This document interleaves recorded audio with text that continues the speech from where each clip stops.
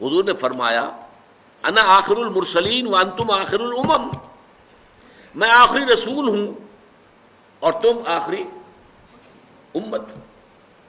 اس امت میں فساد ہو جائے بحیثیت مجموعی تو اس کا علاج کون کرے گا؟ آخر اب کوئی نبی تو آنے والا نہیں، لا نبی بعدی، انا خاتم النبیین لا نبی بعدی۔ تو اللہ تعالیٰ نے پروٹیکشن دی ہے خاص، محمد الرسول اللہ کی ذات گرامی کو پروٹیکشن دی ہے۔ حالانکہ نوٹ کیجئے، یہ میں دعوے سے کہتا ہوں، جتنی محبت، جتنی عقیدت امت محمد کو حضرت محمد کے ساتھ ہے اور رہی ہے، اس کا عشر عشیر بھی نہیں ہے، 100واں حصہ بھی نہیں ہے کہ جو محبت عیسائیوں کو حضرت عیسیٰ سے رہی ہو۔ حضرت عیسیٰ کو خدا کا بیٹا بنا دیا، حضور کو تو کسی نے نہیں بنایا، کسی نے نہیں کہا، معاذ اللہ۔ حالانکہ محبت عقیدت کو اگر ناپیے تولیے تو میں پھر کہہ رہا ہوں، عشر عشیر، عشر عشیر کا مطلب 100واں حصہ، 1/10 کا 1/10 عشر عشیر، 100واں حصہ بھی محبت، اس محبت کا جو اس امت کو رہی ہے اپنے رسول محمد صلی اللہ علیہ وسلم سے، اور ہے آج بھی، کٹ مرنے کو تیار ہے، ختم نبوت کے اوپر کٹ مرنے کو تیار تھے۔ اسی طریقے سے آپ کو معلوم ہے کہ قانون جو ہمارے ہاں بنا توہین رسالت کا، اس پر کٹ مرنے کو تیار ہے مسلمان۔ حالانکہ اور چیزیں جو ہیں شریعت کی، ان کے بارے میں اتنا حساس نہیں ہے۔ اب سعودی کا معاملہ جو ہو رہا ہے، لیکن اس کے بارے میں کوئی خاص عوام کو کوئی احساس نہیں ہے، لیکن ذرا سا ارادہ تو کر کے حکومت دیکھے، توہین رسالت کا قانون اگر ختم کریں گے تو ایک ہنگامہ شروع ہو جائے۔ عیسائیوں کو تو اتنی کوئی عقیدت تھی نہیں، لیکن خدا کا بیٹا بنا دیا۔ اس سے بھی آگے کا کنٹراسٹ آپ کو بتا رہا ہوں۔ حضرت علی کون ہے رضی اللہ تعالی عنہ؟ حضور کے امتی۔ امتی کا اور نبی کا کیا ریشو پروپورشن ہوا؟ کوئی نسبت بنتی نہیں نا۔ حضرت علی کو خدا بنانے والے پیدا ہو گئے، خدا کا بیٹا نہیں، خدا۔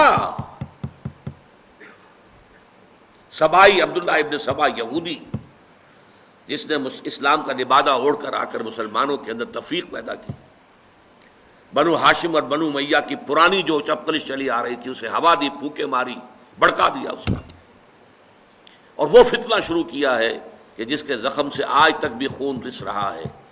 یہ شیعہ سنی کی تقسیم تو اسی کے وہیں سے پیدا ہوئی۔ اس نے حضرت علی کے بارے میں کہا تم خدا ہو، اور شیعوں کی کتابوں میں یہ درج ہے کہ حضرت علی کے سامنے پیش ہوا ہے، وہ گرفتار کر کے لایا گیا، تم یہ بکواس کر رہے ہو؟ ہاں، وہ اور اس کے 40 پیروکار، تم ہو خدا؟ حضرت علی نے کہا کہ باز نہیں آؤ گے تو زندہ آگ میں جلا دوں گا۔ کہا ٹھیک ہے، خدا آزمائش کرتا ہی ہے، جانچتا ہے، پرکھتا ہے اپنے ماننے والوں کو، تم ہمیں آگ میں جلا دو لیکن ہم کہتے ہیں تم خدا ہو۔ حضرت علی نے عبداللہ ابن سبا اس کے 40 ساتھیوں کو زندہ آگ میں جلوایا۔ اس وقت بات کہنے کی یہ ہے کہ آپ ذرا کنٹراسٹ دیکھیے، حضرت عیسیٰ کو خدا کا بیٹا کہنے والے پیدا ہو گئے، اور حضور کے ایک امتی کو خدا قرار دینے والے پیدا ہو گئے۔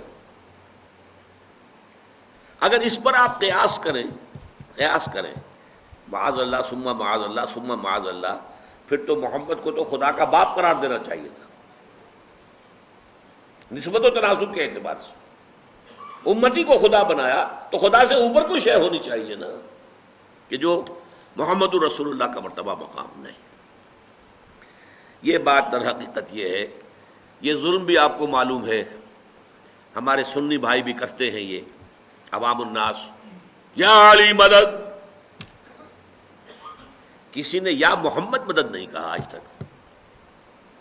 مسجدوں میں یا محمد تو لکھا ہوا ہے، لیکن یہ یا محمد مدد کا نعرہ کہیں بھی میدان میں نہیں لگا۔ مدد کا نعرہ لگتا ہے تو حضرت علی رضی اللہ تعالیٰ عنہ کے نام کے ساتھ۔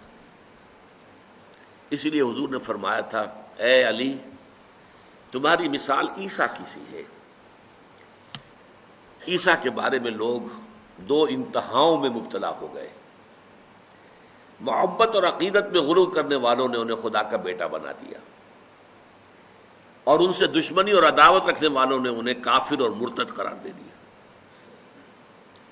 اسی طرح تمہارے معاملات بھی ہوں گے، تمہیں کافر اور مرتد قرار دینے والے بھی خوارج پیدا ہو گئے، جنہوں نے کہا کہ علی کافر ہے، مرتد ہے، واجب القتل ہے، اور قتل بھی کر دیا، شہید بھی کر دیا ان کے ایک آدمی نے خوارج میں سے۔ اور دوسری طرف انہیں خدا کہنے والے بھی پیدا ہو گئے۔ لیکن اللہ تعالیٰ نے حضرت محمد صلی اللہ علیہ وسلم کو اس زیادتی سے، اس ظلم سے محفوظ رکھا ہے۔